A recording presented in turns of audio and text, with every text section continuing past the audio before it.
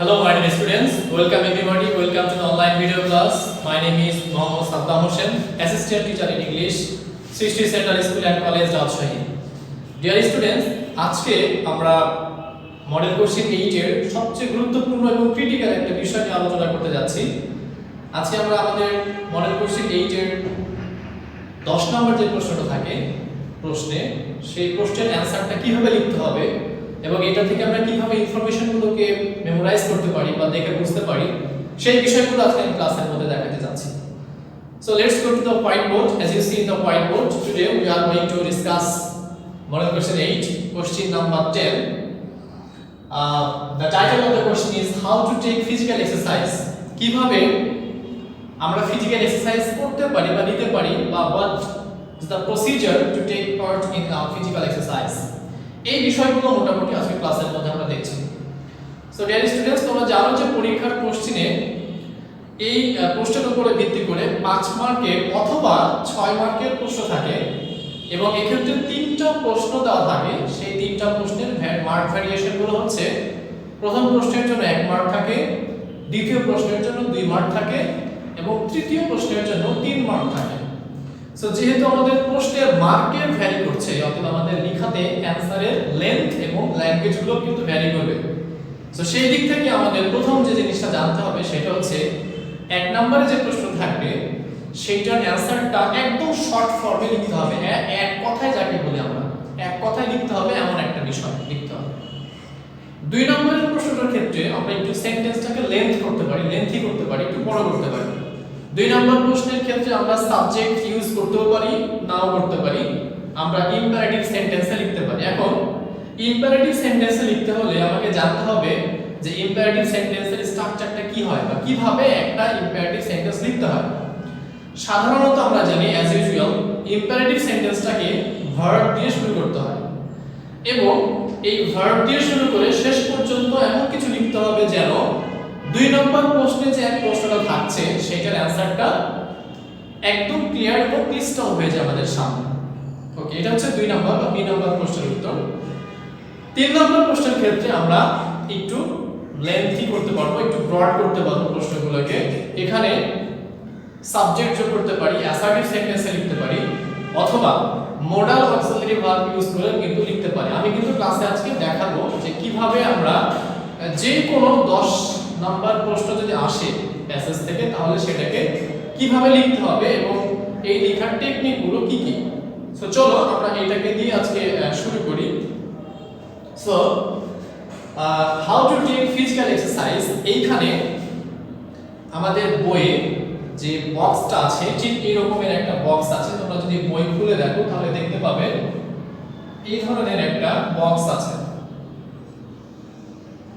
এখন এই বক্সের মধ্যে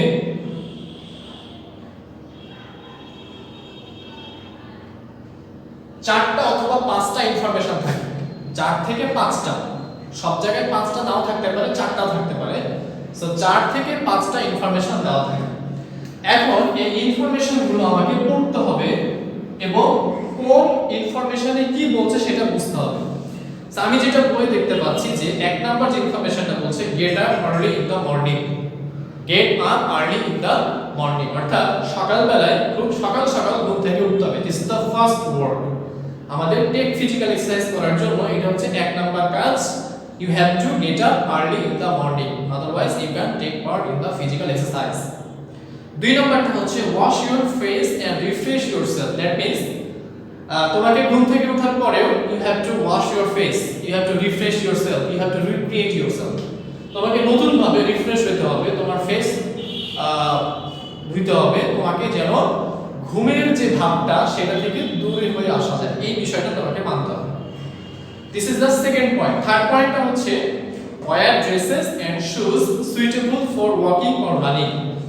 এমন কিছু ড্রেস পরতে হবে যে ড্রেসগুলো তোমার জন্য সুইটেবল, তুমি যেটাতে কমফর্ট ফিল করো, এবং জুতা যেটা তোমাকে হেল্প করবে দৌড়াইতে এবং রানিং করতে। Fourth যে পয়েন্ট সেটা বলছে go to a park or any open place. You have to go to a park or any open place. যেখানে তুমি you have to walk, you have to run. যেখানে তোমাকে দৌড়াইতে হবে অথবা হাঁটতে হবে, এমন একটা ওপেন প্লেসে অথবা পার্কে তোমাকে যেতে হবে। This is the fourth point.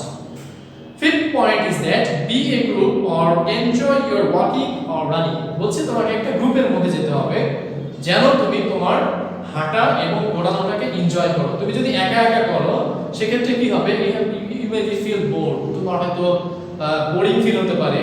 So you have to make a group, তোমাকে কিছু মানুষের সাথে একটা গ্রুপ করতে হবে যাদের সাথে তুমি কথা বলতে পারবে, যাদের সাথে তুমি এনজয় করতে পারবে, যাদের সাথে তুমি হাসতে পারবে, as well as you can do your performance, you can do your work, তুমি রানিং অথবা ওয়াকিং করতে পারবে। তো this is the fifth point।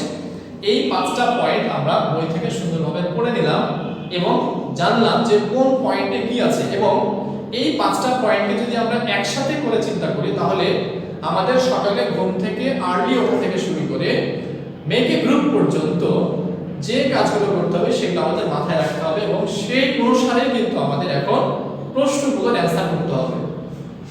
So dear student, প্রশ্নগুলোকে যদি আমি একটু পড়ে দেখি তাহলে কি আসে দেখো। ফার্স্ট প্রশ্ন যেটা সেটা হচ্ছে এ নাম্বারে যেটা বলছে যে when do you get up from bed? The very simple question বলছে when do you get up bed? তুমি কখন ঘুম থেকে উঠবে।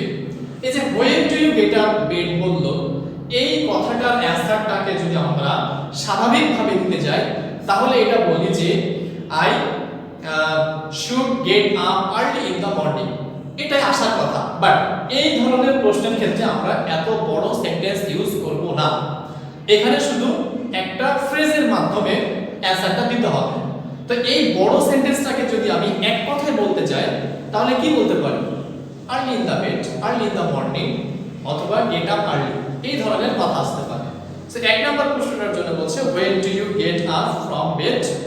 এই when do you get up যখন বলছে তখন আমরা বলবো early, just early, শুধু এইটুকু লিখবো early, E A R L Y, early, এই কথাটা লিখবো early। in the morning, in the bed কিছু দরকার নাই, আমাদের এক কথাতে উত্তর হলে যথেষ্ট, খুব সহজভাবে যদি বলতে চাই।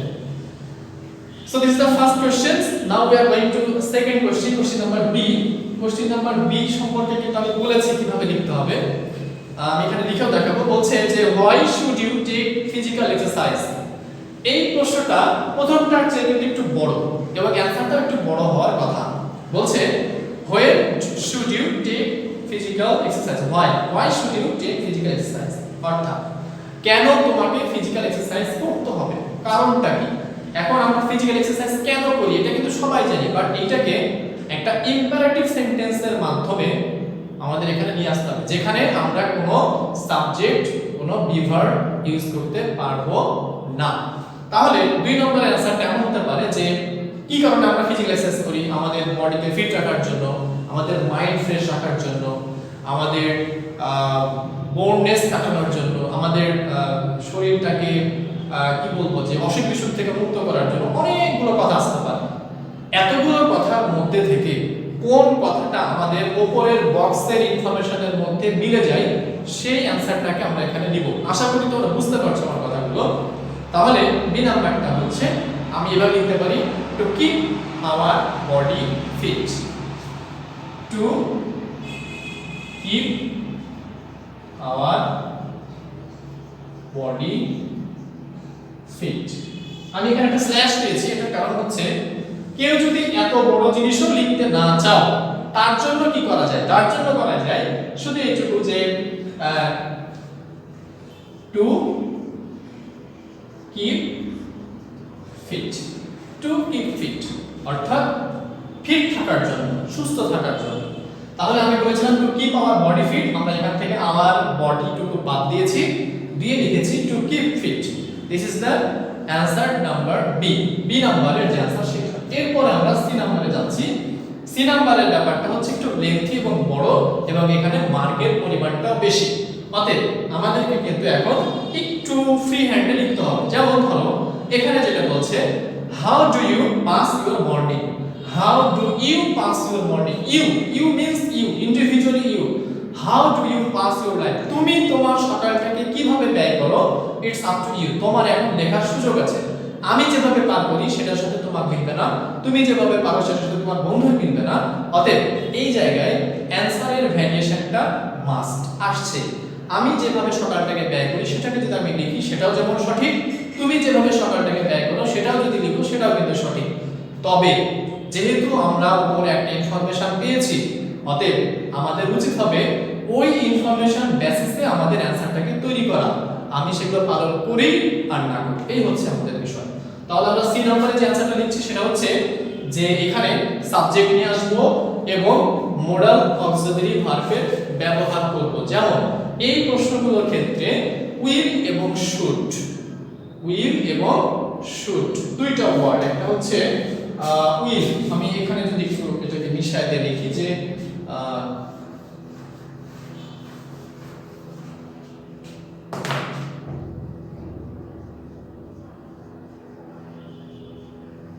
উইল এবং শুড এই দুইটা ওয়ার্ড এখানে আসতে পারে। তাহলে আমি আমার ইনফরমেশনগুলোর সাথে আমি এই দুইটা জিনিসকে যে কোনো একটা বসাবো। যেমন ধরো আমি যদি এমন বলি যে I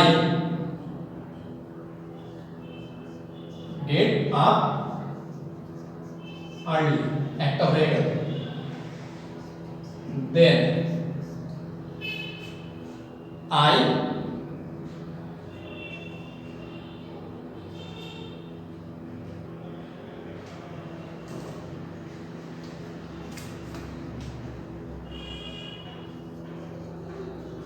wash my face and wear comfortable shoes and wear comfortable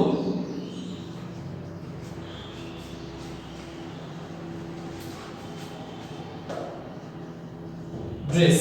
এইখানে তিনটা সেন্টেন্স আমি এখানে লিখেছি, I get up early, then I wash my face and wear comfortable dress। এই যে তিনটা সেন্টেন্স লিখলাম, প্রতিটা সেন্টেন্সের জন্য কিন্তু একটা করে মার্ক থাকে। তাহলে আমরা মোটামুটি তিনটা সেন্টেন্সের জন্য তিনটা ভালো মার্ক পেতে পারি। কেউ যদি চায় এটাকে আরো বড় করবে সে কিন্তু পারবে, আরো ইনফরমেশন পড়ে আছে, সেই ইনফরমেশনগুলোকে ব্যবহার করে কিন্তু এই জিনিসটা লেখা যায়। আচ্ছা, এখন কথা হচ্ছে যদি সি নাম্বার প্রশ্নে উইল এবং শুড দিয়ে করে তাহলে আমরা অ্যানসারের মধ্যে উইল এবং শুড ব্যবহার করব। যদি প্রশ্নের মধ্যে উইল এবং শুড ব্যবহার না করে তাহলে আমরা জাস্ট প্রেজেন্ট ইনডিফিনিট টেন্সে সরাসরি এভাবে লিখে দিব। তো ডিয়ার স্টুডেন্টস, আশা করি তোমরা ক্লাসটি উপভোগ করেছো এবং 10 নম্বরে যে সমস্যাটা হয়, অনেকেরই সমস্যা হয়, আমাকে বলা হয়েছে 10 নম্বর প্রশ্নের অ্যানসারগুলো যেভাবে লিখতে হবে সেটা একটু বেসিক ধারণা এখানে দিয়েছি, কিছু শর্টকাট টেকনিক বলেছি, আশা করি এগুলো তোমাদের অনেক উপকারে আসবে। সো ডিয়ার স্টুডেন্টস, আগামী দিনের ক্লাসের জন্য সকলকে আমন্ত্রণ জানাচ্ছি। আগামী দিন পর্যন্ত সকলে সুস্থ থাকো, ভালো থাকো, সকলের মঙ্গল কামনা করছি। আসসালামু আলাইকুম ওয়া রাহমাতুল্লাহ।